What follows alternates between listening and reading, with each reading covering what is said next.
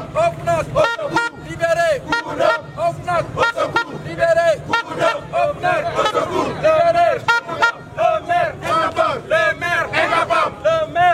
La question des tickets de perception. Cette situation s'est présentée du décembre jusqu'au mois, au 1er mai.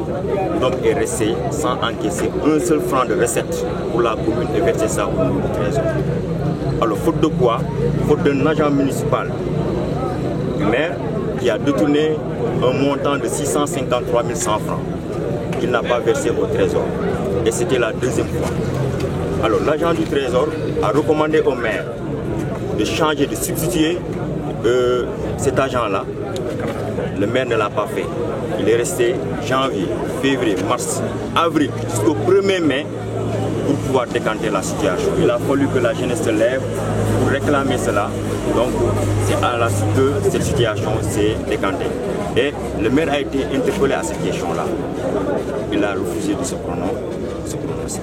Donc là, ça s'est présenté ici à Goudomp. Jusque-là, donc cette situation-là, Goudomp a perdu combien de francs? Au moins, nous estimons que chaque mois, la commune verse 2 millions environ au niveau du trésor. Rester 4 mois sans recette, c'est combien de millions? Donc cet argent-là, le maire doit ce montant-là à la commune de Goudomp. Pour revenir à la question... Est-ce que vous avez les preuves de ces allégations? J'ai des preuves parce que j'ai deux documents. La demande d'explication qui est adressée à l'agent et la réponse du maire. Et le montant est même mentionné là-bas. Si vous voulez, je peux vous faire parvenir cette demande. Donc revenir au niveau du foncier. Le foncier constitue une situation préoccupante pour les Goudompois. Je rappelle qu'en 2019, l'OFNAC était là à mener des activités d'enquête. Alors, l'OFNAC devait donner des recommandations. Et ces recommandations-là, le plus urgent, c'était la régularisation de 250 lots issus du morcellement des équipements. Or, on sait que l'article 3, qui régit sur le loi de l'outil, que les équipements collectifs et les emprises nécessaires à la voirie sont strictement réservés à l'État et aux collectivités publiques. Pour cela, le maire, avec son équipe, ils ont morcelé le cimetière musulman, le deuxième cimetière musulman, l'équipement 19. Déjà, l'autre cimetière est déjà plein presque. Donc le deuxième cimetière a été complètement morcelé. Le hangar qui se trouve, comment dirais-je, il y a une assiette qui est devant ce cimetière-là également a été morcelée, c'est-à-dire le parking. Ensuite, venir au niveau du lycée. Le lycée, c'est environ 12 hectares. 12 hectares, les 9 hectares et 600 mètres carrés ont été morcelés et attribués, alors que ça fait partie du lycée. Donc cette partie-là, on a pris cette assiette, on l'a nommée, comment dirais-je, cité des planteurs. Au niveau de la mission catholique, là également c'est environ 13 hectares, les 7 hectares ont été morcelés et donnés pour la cité des enseignants. Et les enseignants avaient versé de l'argent. Juste là, aucun enseignant ne peut aller construire là-bas parce que ça c'est un équipement, c'est l'équipement 3. Alors, ce qui s'est présenté, c'est le chef-lieu du département. Nous devons abriter le stade départemental.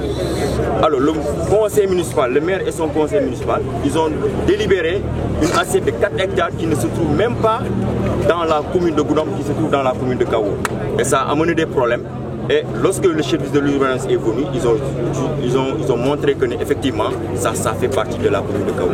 Et c'est en ce moment que Kaour a délibéré, qui est une autre commune à côté, qui a délibéré une assiette pour abriter le stade départemental. Et nous n'allons pas accepter que le stade départemental quitte le chef-lieu de département pour aller dans une autre commune. Donc pourquoi cela? Parce que les équipements qui sont là ont tous été morcelés par cette équipe, le maire et l'équipe municipale qui est ici en place. Donc voici en quelque sorte les problèmes fonciers qui se trouvent ici. Également, les planteurs qui sont là, ces planteurs-là ont eu des quotas. Donc si un planteur a 10 lots, la mairie a 6 et le planteur a 4. Ils font esprit de prendre un lot ou 2 lots et les placer au niveau de la cité des planteurs. Sachant que ces planteurs-là ne peuvent pas accéder à ces lots-là. Donc voici des irrégularités. Et depuis 2020, c'est-à-dire le 9 janvier 2020, le maire avait sorti un arrêté bloquant toute opération sur le foncier. 2020, 2021, 2023, 2022, 2023, précisément le 18 juin 2023, avec la pression de l'autorité administrative qui a poussé le maire à lever l'arrêté. Et on s'est rendu compte que de 2020 à 2023, le maire était resté à Dakar et n'a fait aucun travail sur ce foncier-là. Et cette situation-là, depuis que maintenant il y a un changement de régime, c'est en ce moment qu'il commence à s'intéresser aux questions foncières, qui est un dossier brûlant même pour lui. Donc voici en quelque sorte de façon résumée ce qui constitue les problèmes fonciers et les coûts d'emploi. Jusqu'à présent sont en attente. Certains veulent construire, les enseignants veulent construire, les planteurs veulent avoir accès à leur lot, mais ils ne peuvent pas parce que ce sont des équipements qui ont été morcelés et il n'y a pas eu de régularisation à ce niveau.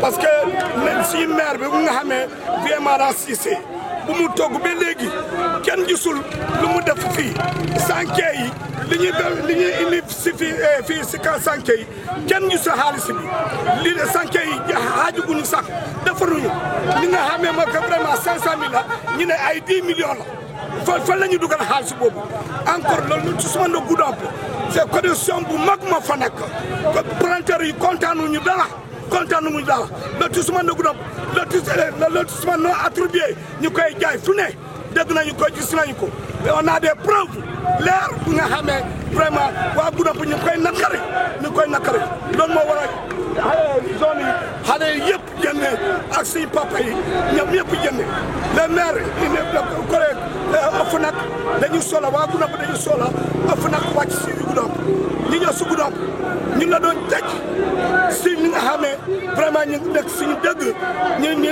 ñu napp ñu diñu kii léegi loolu moo fi jeex